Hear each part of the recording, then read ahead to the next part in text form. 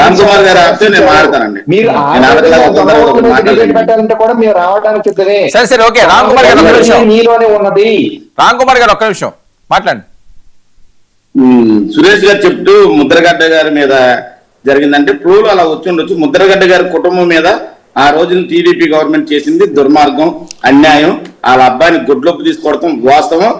మన అందరం వినకూడనే అంటే అనుకోకూడనే భాషలో వాళ్ళ కుటుంబంలో ఆడపిల్లలను కూడా తిట్టడం అనేది వాస్తవం.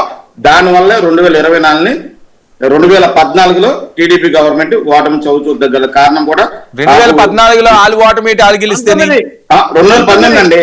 2019 నుంచి 24 వరకు నేను ముద్రగడ పద్మనాభం గారి మీద ఆయన అలా చేశారు కాబట్టి 2019లో వాళ్ళు ఓడిపోయారా? 100% అండి. కాదు ముద్రగడ కాదు, అదే ముద్రగడ పద్మనాభం గారు ఓడిపోతే నేను పేరు మార్చుకుంటా అన్నారు, మరి ఎందుకు గెలలేదు? మేమందరూ నమ్మలేదు కదా సార్. నేనే పేరు మార్చమని మీతో 100 సార్లు చెప్పాను సార్. డిబేట్ లో 100 సార్లు పేరు మార్చేదాకా లెటర్లు కూడా రిలీజ్ చేసాం.